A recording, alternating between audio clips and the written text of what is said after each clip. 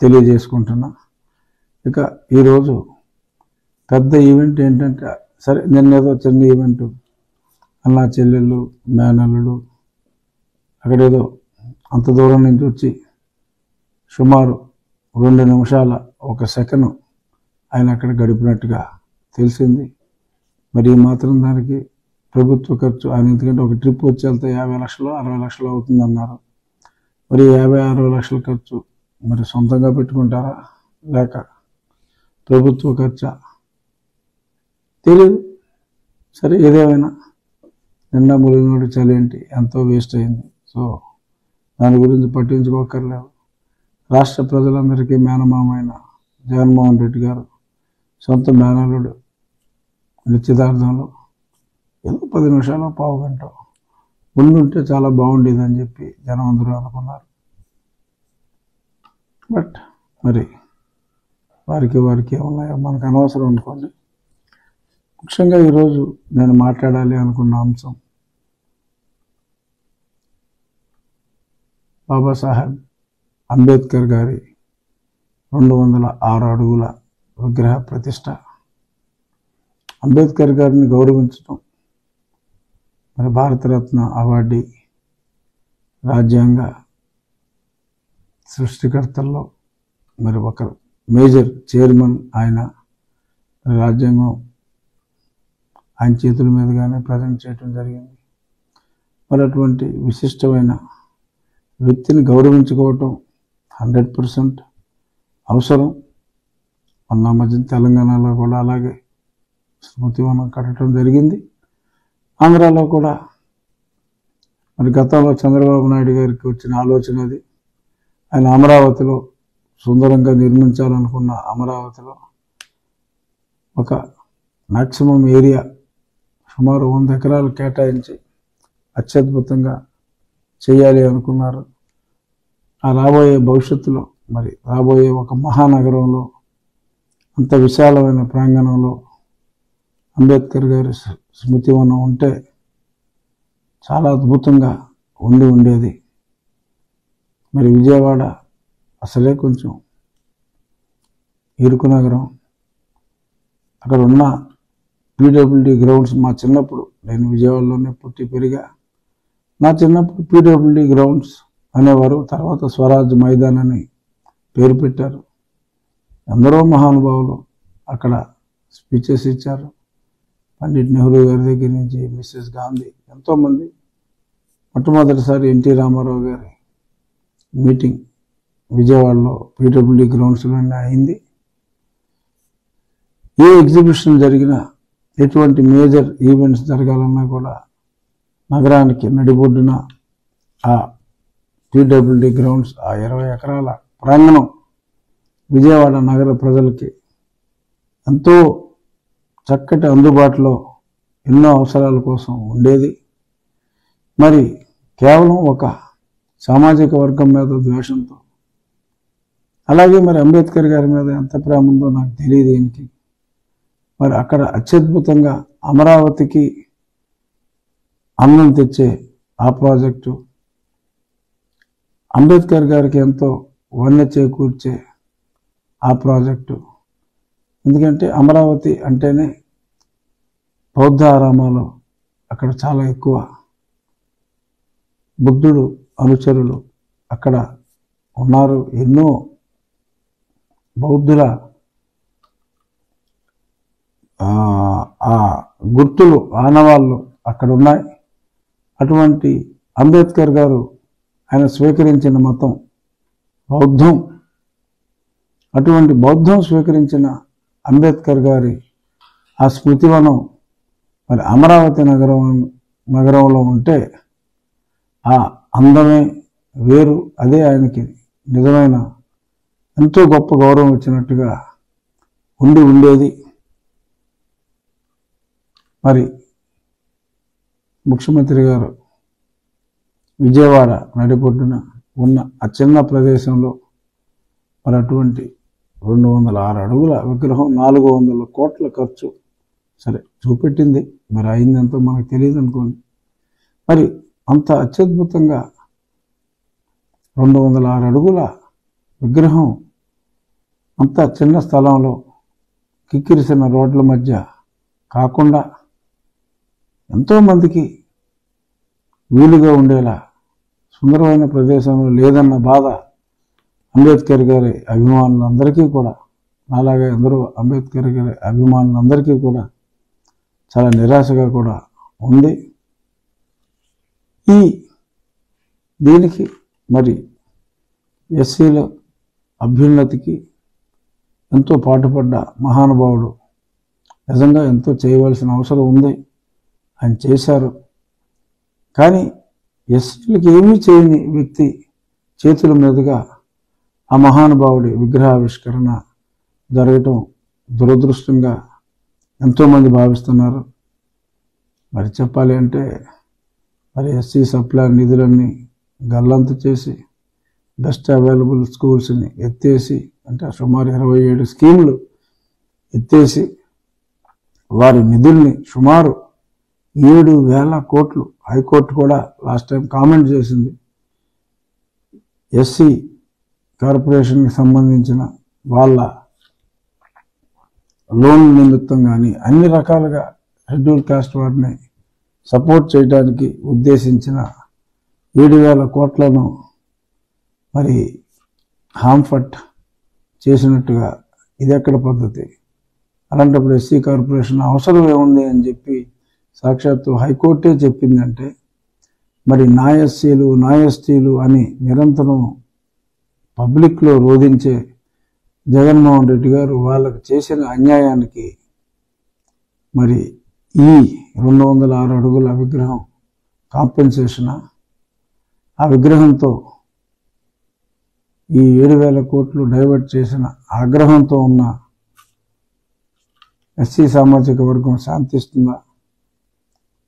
విగ్రహమే వాళ్ళ ఆగ్రహం మీద నీళ్లు చల్లుతుందా అని మీరు భావిస్తున్నారా? మరి డాక్టర్ సుధాకర్ని మరి దారుణంగా చంపేశారా?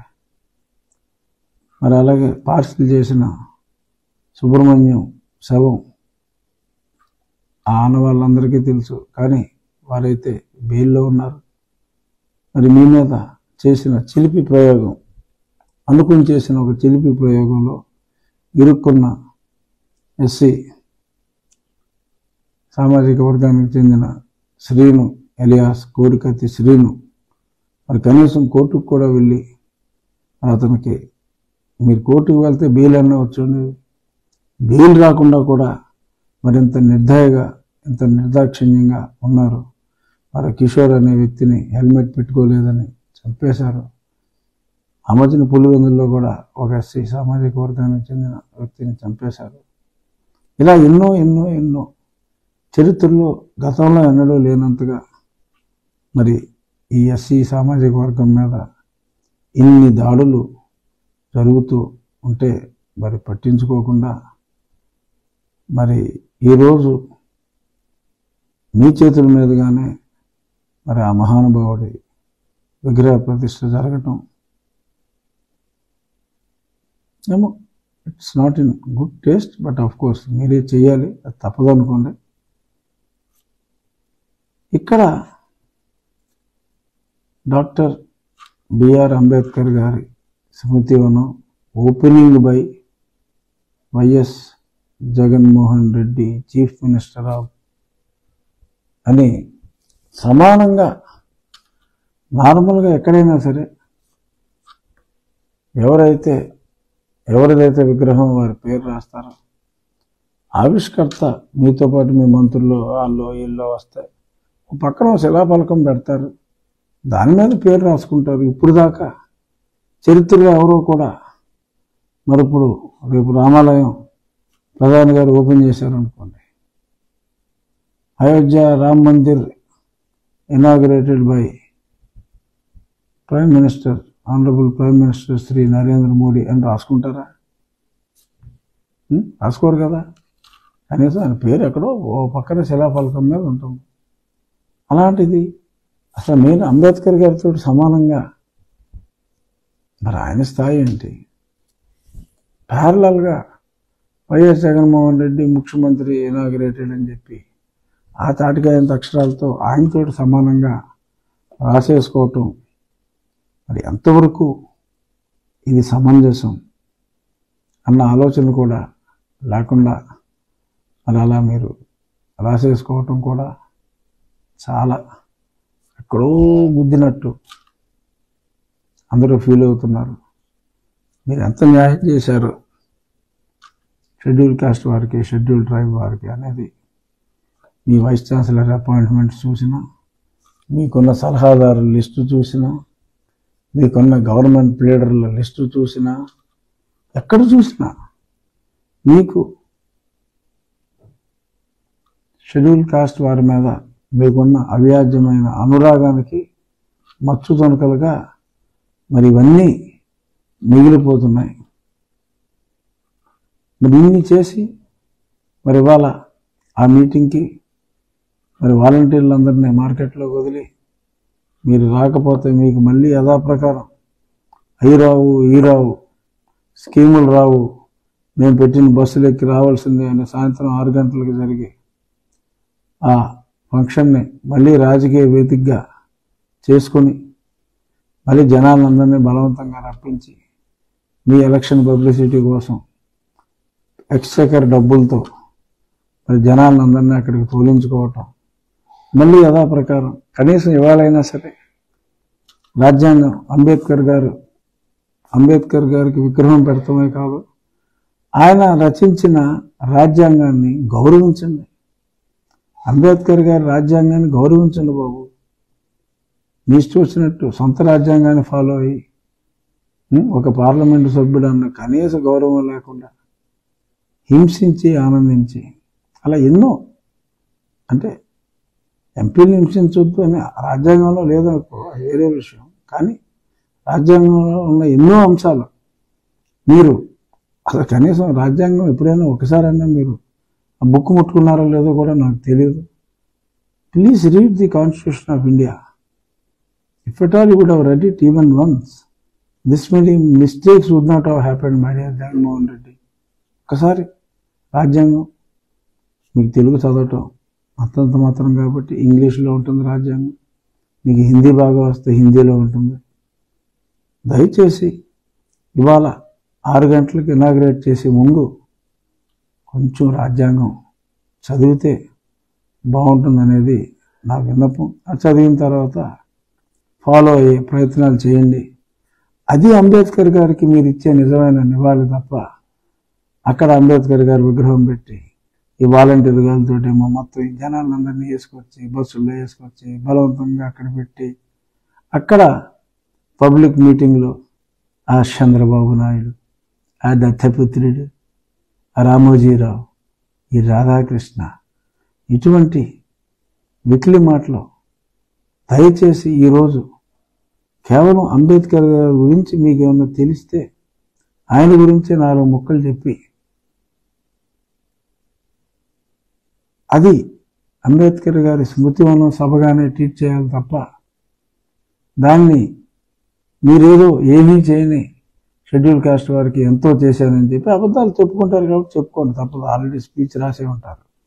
కానీ ఆ రొటీన్లు, ఆ పవన్ కళ్యాణ్ గారు ఆయన పెళ్ళిళ్ళు, చంద్రబాబు నాయుడు గారు ఆయన ఏదో కేసులో అది ఇది ఏముంది, ఆయన నిర్దోషంగా బయటకు వస్తారు. మీరు తీసుకున్నట్టు 10 ఏళ్ళు తీసుకోరు, 4 నెలల్లో వస్తారు బయటికి చంద్రబాబు నాయుడు గారు. సో దీన్ని రాజకీయ వేదికగా వాడకుండా కేవలం అంబేద్కర్ గారి గురించి మీకు తెలిసిన విషయాలు, అలాగే అంబేద్కర్ గారికి నిజమైన భక్తులు ఎవరైతే ఉన్నారో వాళ్ళతో 4 మంచి మాటలు, ప్రజలందరికీ తెలుసు అంబేద్కర్ గారి గురించి, అయినా 4 మంచి మాటలు వారితో మాట్లాడించండి తప్ప మీరు